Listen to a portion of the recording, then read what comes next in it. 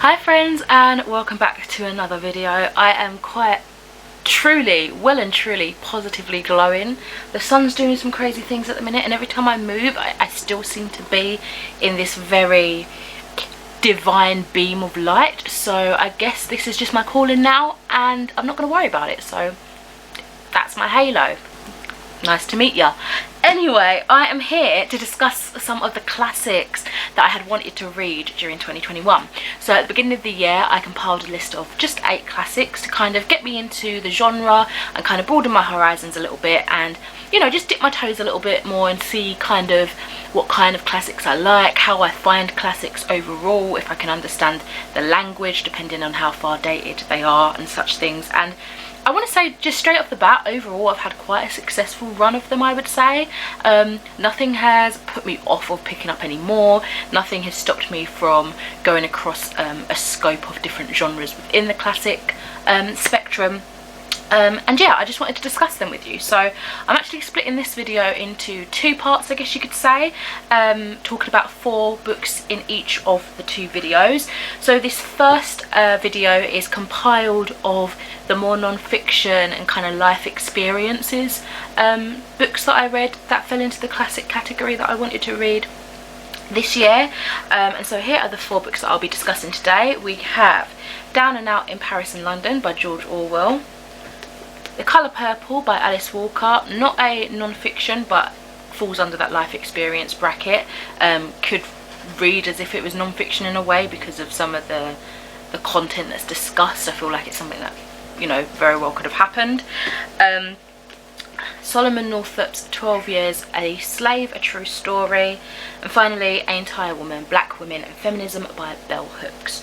So I'm not going in order of necessarily when I read them or what I rated them. I'm just going in the order that I apparently originally wrote them down when I was deciding what to read for this little challenge. So the first book I'm going to be talking about is Down and Out in Paris and London by George Orwell.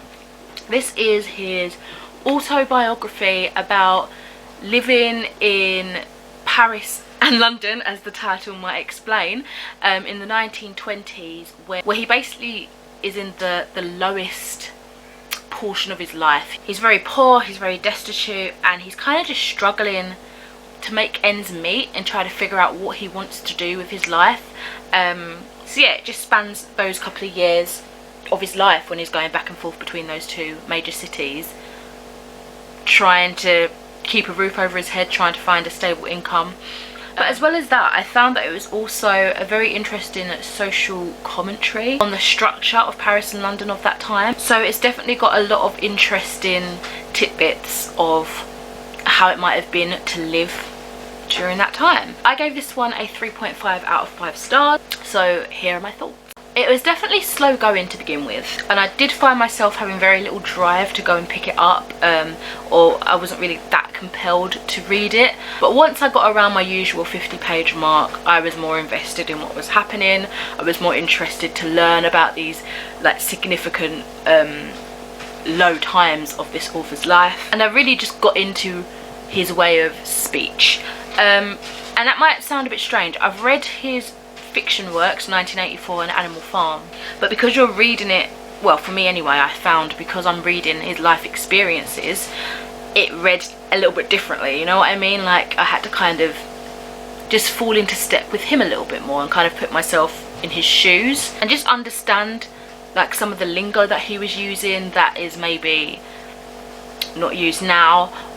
Definitely some of the things that were outdated and would not be politically correct to say now, and just kind of just, you know, and just get an understanding of where he was at. I'm happy to say that it wasn't as much of a depressing read as the first few pages had me believe, and actually recounted some incredibly humorous scenes that proper had me laughing out loud, you know, alongside the more difficult to read hardships of his life. So there was a nice balance. There was the humour, and then there was the, you know, gritty, cutthroat kind of destitute lifestyle that he had at that time. Overall, Despite it taking me much longer to read than I anticipated, it is a very small book, but it was dense in its content and definitely dry and slow to begin with. It's definitely given me more of an insight into an author that I very enjoy, and his real life situations, and just kind of get an understanding of how he grew from that, I guess. What became of him after, how he fell into his success, but this is how he started, if you know what I mean. So very interesting read. That is a 3.5 out of 5 stars, as I said. Okay, next review is for The Colour Purple by Alice Walker. I did a reading vlog including this book, so I will link it in the cards if you are interested in checking out my more in-depth thoughts, more live reactions. So this one I gave a 5 out of 5 stars. I am so happy that I finally read this, because I keep forgetting her face sometimes throws me out of focus. But anyway, I'm so happy that I finally read this, because after years and years of putting it off, quite evidently I loved it. This is definitely a difficult one to read. There are a lot of trigger warnings for countless things, it seems. Physical abuse, sexual abuse, emotional and mental abuse, just everything really. The characters in this story can be quite cruel to each other, but it is ultimately, I would say, a novel about hope and continuing to take each day as it comes, being thankful for the good that you have, but knowing maybe that the bad's not forever. So yeah, this is set in the Deep South, between the wars, it says, and it's the tale of Celie, who originally writes letters to God, and that's kind of her way of coping with everything that befalls her. It kind of grounds her and centers her and helps her to reflect on life, basically. From the beginning you hear some horrendous scenes that's happened to these characters, and it definitely could be enough to put you off, but if you can stomach it and you can kind of push through it and you're in a place to be able to kind of disconnect in a way, carry on, because it really is an excellent piece of literature. It being difficult topics to read about, the actual writing style itself was very readable. Because of that, I found that I fell in love so much with the character of Celie, because I instantly connected with her. Reading about her was easy. It was easy, second nature. I enjoyed that it was an interesting and unconventional writing style as well, as there were no speech marks in here, and there wasn't really any chapters per se. It was more just kind of broken up into these frequent letters that Celie was writing. As I mentioned, I feel like it was safe and helpful for me to be able to detach from it in a way. So I did have that core connection to Celie, but emotionally I was able to allow myself to detach from it a little bit and just take a step back, because I think for me that was just healthier, and it allowed me to kind of just get through it and appreciate what it had to say without feeling so emotionally bogged down. And I almost feel, and I think I mentioned that about another book in a bit, but yeah, that was definitely something that I tried to hone into pretty much instantaneously. Anyway, despite this being filled with tragedy and the horrendous cruelty that human beings can inflict on each other, this has a hopeful note. This is a beautiful, beautiful story, and yeah, I cared about it so much. So that is The Colour Purple, which I gave a 5 out of 5 stars. Okay, so next up is 12 Years a Slave by Solomon Northup, which I gave a 3.5 out of 5 stars. And this one I buddy read with Gemma from Read a Book Gem, and yeah, it was a good experience reading it together. I enjoyed hearing what she had to say about it as we were reading, and it kind of helped flesh out my thoughts and review a bit more as well. So I think a lot of people know this story generally, but it is the true story of the kidnapping of Solomon Northup and how he's taken and sold into the slave trade. It's horrible. He was enslaved for 12 years before he got his freedom, and I mean, to be able to survive all that determined to get out of it for that long. Astounding, absolutely astounding. So yeah, it's just his account of his life sort of immediately before he got kidnapped and during those 12 years being enslaved, illegally enslaved. Again, it's just another testament to how cruel people can be, because not only was he stolen from his life and his family and all that he knew. Well, slavery is wrong first and foremost, full stop, but the fact that he was stolen from knowing freedom and being born free and then taken into something, this forced servitude, was horrible in itself. But on top of that, these people that kidnapped him, they basically groomed him. They promised him like a false pretense of work.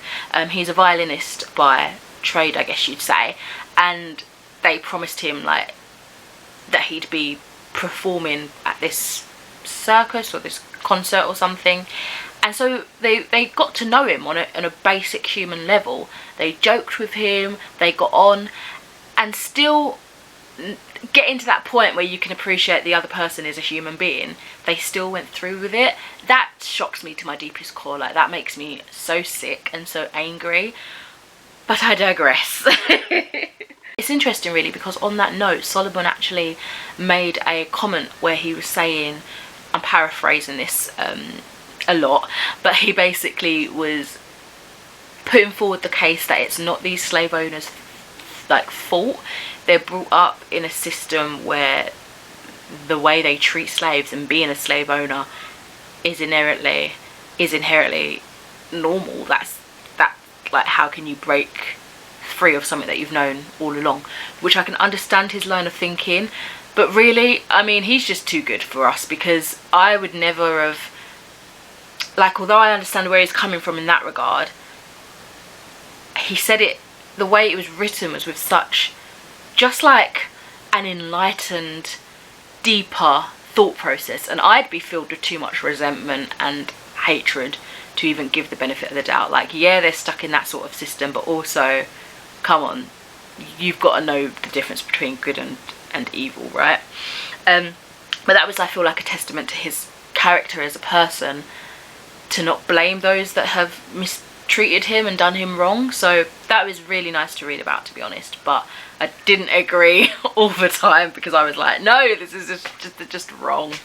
Again, I was able to detach a little bit when I needed to. I liked that there was a mixture in terms of writing style, with him kind of being more emotive and more like getting across the actual struggles and the back-breaking labour that he had to carry out and the horrible conditions, and then switch into a more factual base, which kind of was a nice break from all that emotion and all that kind of trauma that I was secondhand feeling, you know. But at times I found like the factual stuff was a little bit too intense, because he'd then go on a tangent where he was talking about the, like, step by step, the everyday details of how to grow this or how to cut that, and I was like, okay, these details maybe don't necessarily need to be in there. I want to know your story specifically, and yes, it will include all these things that you were forced to do, but I didn't need like a how-to guide, you know what I mean? And that's kind of how it felt a little bit, and those parts were really, really dry and kind of difficult to get through, but they also helped relieve a lot of the emotional distress that was reading this. But yeah, I'm glad to have read this one. I still need to check out the movie at some point if I can visualise it, because in my head reading this, it's awful as it is in my imagination, but to see it on the screen, like, I'm a little bit nervous at how intense the filmmakers have made it. So yeah, 3.5 stars. Okay, and the last book for this video I'll be talking about is Ain't I a Woman? Black Women and Feminism by Bell Hooks. Again, I've got, I think, 2 reading vlogs where I mention this. One of them might have been the same vlog as the Colour Purple one, so if that's the case, I'll just link the other vlog that I talked about this as well. This is a non-fiction work, basically, as the title says, very, very self-explanatory, Black Women and Feminism. I wanted to pick this up after reading Why I No Longer Talk to White People About Race by Renee Edo Lodge, and this was referenced quite a bit in there, and it was more specified in my particular interest, which was feminism, and being a black woman in feminism and what that meant. And this really did dive into that. I ended up giving this a 4 out of 5 stars. When I picked this up and began reading this, I immediately felt out of my depth, which honestly is embarrassing to admit, because this is history that I feel as a black woman I should know, but I didn't. So it was kind of like a crash course into how feminism is just not inclusive if these women aren't demanding equal rights for all women, regardless of colour, class, status, anything, like money, power. And then there was like this history lesson of how, like during like the suffragette movement, for example, they didn't align with black women. They just wanted working class white women to be pushed ahead. Like it was crazy. And then there was more talk about how if you were a black woman, it almost felt like you had to either choose between equality for race or equality for women. You couldn't have both.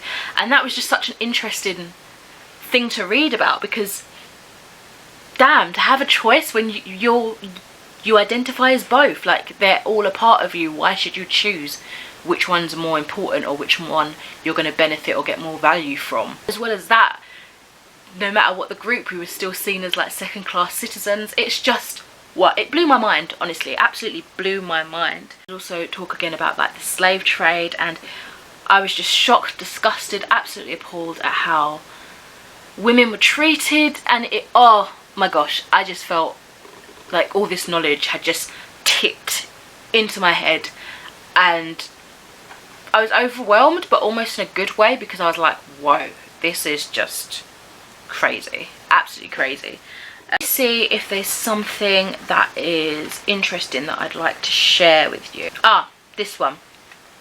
I quite liked how there was a discussion on like I can never say this word, the matriarch basically, and that concept, and how much that notion was actually deemed as a detriment to black women. So yeah, let's go back a little bit and I'll read you a little bit. So it says, at the very time sociologists proclaimed the existence of a matriarchal order in the black family structure, black women represented one of the largest socially and economically deprived groups in America, whose status in no way resembled that of a matriarch. Political activist Angela Davis writes of the label matriarch. Oh, I can't say that. The designation of the black woman as a matriarch is a cruel misnomer. I can't talk. Because it ignores the profound traumas the black woman must have experienced when she had to surrender her childbearing to alien and predatory economic interest. The term matriarch implies the existence of a social order in which women exercise social and political power, a state which in no way resembles the condition of black women or all women in American society. So that really interested me, because that wasn't something I'd ever thought about, ever had reason to cross my mind. But again, something interesting to learn. It did repeat a little bit in what it was saying, because I just felt like it was trying to hone in its point, but it got a little bit repetitive, trying like seeing that on every other page, you know. But overall, stellar book there. Absolutely excellent place of knowledge, I would say. So yeah, that is 4 out of 5 stars. And that wraps up my reviews for this part of the video. Sorry about that. My food shopping delivery came an hour earlier than I expected. Bit dangerous, because if I was a little bit late, I would have only just got in from work or missed it entirely. But also good, because now I can have my dinner early because I'm hungry. Anyway, that wraps up this review. Stay tuned for the second part. Let me know if you've read any of these books and what you thought about them. And yeah, thank you for watching. Take care. Bye.